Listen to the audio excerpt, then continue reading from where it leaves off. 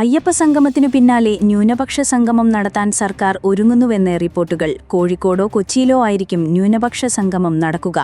അയ്യപ്പ സംഗമത്തിനെതിരായി വന്ന വിമർശനങ്ങളുടെ മുനയൊടിക്കാനാണ് സർക്കാരിന്റെ നീക്കമെന്നാണ് രാഷ്ട്രീയ നിരീക്ഷണം. വിഷൻ 2031 എന്ന പേരിൽ ന്യൂനപക്ഷ വകുപ്പിന്റെ നേതൃത്വത്തിലാണ് പരിപാടി നടത്തുക. ക്രിസ്ത്യൻ മുസ്ലിം വിഭാഗങ്ങളിൽ നിന്നുൾപ്പെടെ തിരഞ്ഞെടുക്കപ്പെട്ട 1500ഓളം പേർ സംഗമത്തിൽ പങ്കെടുക്കുമെന്നാണ് വിവരം. ആഗോള അയ്യപ്പ സംഗമം നടത്താൻ തിരുവിതാംകൂർ ദേവസ്വം ബോർഡിന് ഹൈക്കോടതിയുടെ അനുമതി. പമ്പയുടെ പരിശുദ്ധി കാത്തുസൂക്ഷിച്ച് ആഗോള അയ്യപ്പ സംഗമം നടത്താമെന്ന് ഹൈക്കോടതി ഉത്തരവിട്ടു. ആഗോള അയ്യപ്പ സംഗമത്തിനെതിരായ ഹർജികളിൽ വിധി പറഞ്ഞുകൊണ്ടാണ് ഹൈക്കോടതിയുടെ നിർണായക ഉത്തരവ്. സാധാരണ അയ്യപ്പ ഭക്തരുടെ അവകാശങ്ങൾ ഹനിക്കരുതെന്ന് വ്യക്തമാക്കിയാണ് ഉത്തരവ്. പ്രകൃതിക്ക് ഹാനികരമായതൊന്നും സംഭവിക്കാൻ പാടില്ലെന്നും സാമ്പത്തിക വരവ് ചെലവുകളുടെ കണക്ക് ഉറപ്പാക്കണമെന്നും ഹൈക്കോടതി ഉത്തരവിൽ വ്യക്തമാക്കി. കോടതി നിർദ്ദേശങ്ങൾ പൂർണ്ണമായും പാലിച്ചാകും ആഗോള അയ്യപ്പ സംഗമം നടത്തുകയെന്ന് തിരുവിതാംകൂർ ദേവസ്വം പ്രസിഡന്റ് PS പ്രശാന്ത്. ദേവസ്വം ബോർഡും സർക്കാരും ചേർന്ന് ഹൈക്കോടതിയെ കാര്യങ്ങൾ ബോധ്യപ്പെടുത്തിയെന്നും ബോർഡിന് ഒരു മുൻവിധിയുമില്ലെന്നും ശബരിമല വികസനം മാത്രമാണ് ലക്ഷ്യമെന്നും ദേവസ്വം പ്രസിഡന്റ് വ്യക്തമാക്കി. ആഗോള അയ്യപ്പ സംഗമവുമായി ബന്ധപ്പെട്ട കോടതി വിധി സ്വാഗതാർഹമാണെന്ന് മന്ത്രി VN വാസവൻ. കോടതി വസ്തുതകൾ മനസ്സിലാക്കിയെന്നും കോടതി ചൂണ്ടിക്കാട്ടിയതുപോലെയാണ് പരിപാടികൾ നടത്താൻ ഉദ്ദേശിക്കുന്നതെന്നും വാസവൻ പറഞ്ഞു. 3000 പേർക്ക് ഇരിക്കാവുന്ന താൽക്കാലിക പന്തലാണ് നിർമ്മിക്കുന്നതെന്നും തീർത്ഥാടകർക്ക് യാതൊരു ബുദ്ധിമുട്ടുമുണ്ടാക്കാത്ത തരത്തിലായിരിക്കും ബോർഡ് പരിപാടി നടത്തുകയെന്നും മന്ത്രി പ്രതികരിച്ചു. മുതിർന്ന കോൺഗ്രസ് നേതാവ് PP തങ്കച്ചൻ അന്തരിച്ചു. 87 വയസ്സായിരുന്നു. ആലുവ രാജഗിരി ആശുപത്രിയിൽ വെച്ച് ഇന്നലെ വൈകിട്ട് 4:30 അന്ത്യം. ശ്വാസകോശ അണുബാധയെ തുടർന്ന് കഴിഞ്ഞ ഓഗസ്റ്റ് 15 PP തങ്കച്ചനെ ആശുപത്രിയിൽ പ്രവേശിപ്പിച്ചത്.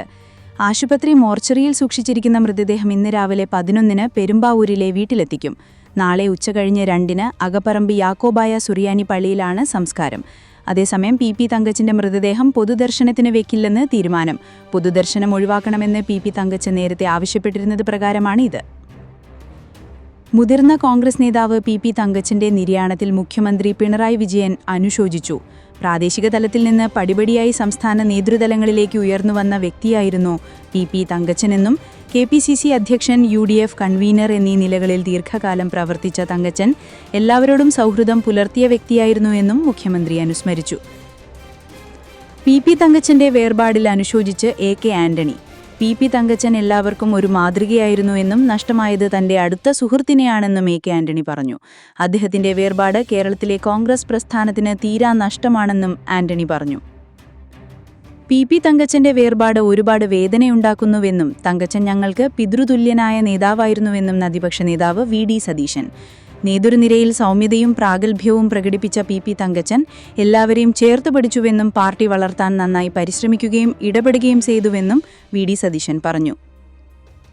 വളരെ അടുത്ത വ്യക്തിബന്ധമുണ്ടായിരുന്ന നേതാവായിരുന്നു PP തങ്കച്ചൻ എന്നും ഞാൻ KPCC പ്രസിഡന്റായിരുന്ന സമയത്ത് അദ്ദേഹം UDF കൺവീനറായിരുന്നുവെന്നും ദീർഘകാലം ഒരുമിച്ച് പ്രവർത്തിച്ചിരുന്നു രമേശ് ചെന്നിത്തല. ഇന്ത്യൻ നാഷണൽ കോൺഗ്രസിനും UDFനും വലിയ നഷ്ടമാണ് PP തങ്കച്ചന്റെ വിയോഗത്തോടെ ഉണ്ടായിരിക്കുന്നതെന്നും ചെന്നിത്തല പറഞ്ഞു. കേരളമേറെ പ്രതീക്ഷയോടെ കാത്തിരിക്കുന്ന ദേശീയപാത 66ന്റെ നിർമ്മാണ പ്രവൃത്തി പുരോഗമിക്കുന്നുവെന്ന് പൊതുമരാമത്ത് വകുപ്പ് മന്ത്രി PA മുഹമ്മദ് റിയാസ്.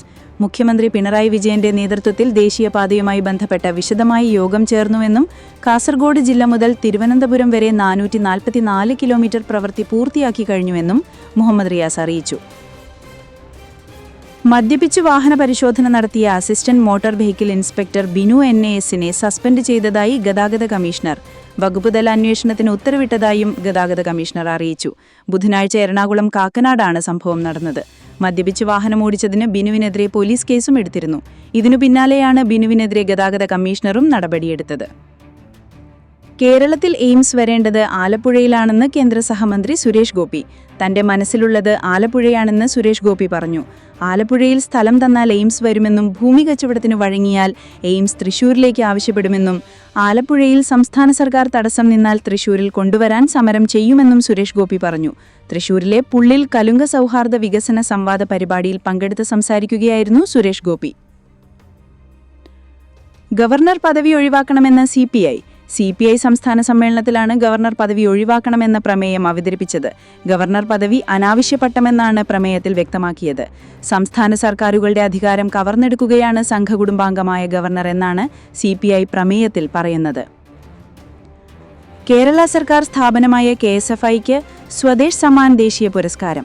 കേന്ദ്ര ടൂറിസം സാംസ്കാരിക വകുപ്പ് മന്ത്രി ഗജേന്ദ്ര സിംഗ് ഷെഖാവത്ത് ന്യൂഡൽഹിയിലെ ഭാരത് മണ്ഡപത്തിൽ നടന്ന 6ാമത് സ്വദേശ് കോൺക്ലേവിൽ KSFI chairman Shri Varadarajan, managing director doctor SK Sanil എന്നിവർക്ക് സ്വദേശ് സമ്മാൻ പുരസ്കാരം കൈമാറി.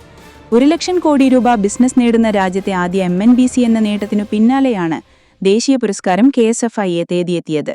വിവിധ മേഖലകളിൽ മികച്ച സംഭാവനകൾ നൽകിയ സ്ഥാപനങ്ങൾക്കും വ്യക്തികൾക്കും ലഭിക്കുന്ന ദേശീയ ബഹുമതിയാണ് സ്വദേശ് സമ്മാൻ പുരസ്കാരം. അടൂരിലെ DYFI നേതാവ് ജോയലിന്റെ മരണം കസ്റ്റഡി മർദ്ദനം മൂലമെന്ന ആരോപണവുമായാണ് കുടുംബമെത്തുന്നത്. ജോയലിനെ മർദ്ദിച്ചതിൽ CPM നേതാക്കളുടെ പിന്തുണയുമുണ്ടെന്ന് കുടുംബം ആരോപിച്ചു. 2020 വാഹനം തട്ടിയതുമായി ബന്ധപ്പെട്ട തർക്കത്തിൽ ജോയലിനെ പോലീസ് കസ്റ്റഡിയിലെടുക്കുകയായിരുന്നു. തുടർന്നായിരുന്നു മർദ്ദനം. അടൂരിലെ DYFI നേതാവ് ജോയലിന്റെ മരണവുമായി ബന്ധപ്പെട്ട് ഉയർന്ന വിവാദങ്ങളിൽ വിശദീകരണവുമായി CPM ഏരിയ നേതൃത്വം. ജോയൽ ഒരു കൊലക്കേസിൽ 1ാം പ്രതിയായിരുന്നുവെന്നും ഇതേ തുടർന്ന് സംഘടനയിൽ നിന്ന് ഒഴിവാക്കിയെന്നും 2020 ജാനുവരിയിൽ അടൂർ സ്റ്റേഷനിൽ കസ്റ്റഡി മർദ്ദനം ഉണ്ടായി എന്ന് പറയുന്നവർ മാസങ്ങൾ കഴിഞ്ഞ മരണശേഷമാണ് ആക്ഷേപം ഉന്നയിച്ചതെന്നും ജോയലിന്റെ മരണകാരണം ഹൃദയാഘാതമായിരുന്നുവെന്നും area secretary advocate S. Manoj പറഞ്ഞു.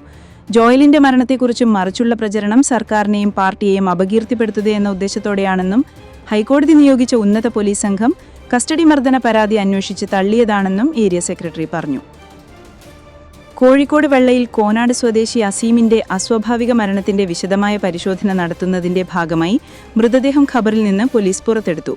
അസീമിന്റെ മരണത്തിൽ സംശയം പ്രകടിപ്പിച്ച ഭാര്യ സിംന നൽകിയ പരാതിയിൽ വെള്ളയിൽ പോലീസിന്റെ നടപടിയും അറഖീബുടെ ചട്ടങ്ങൾ പൂർത്തിയാക്കി.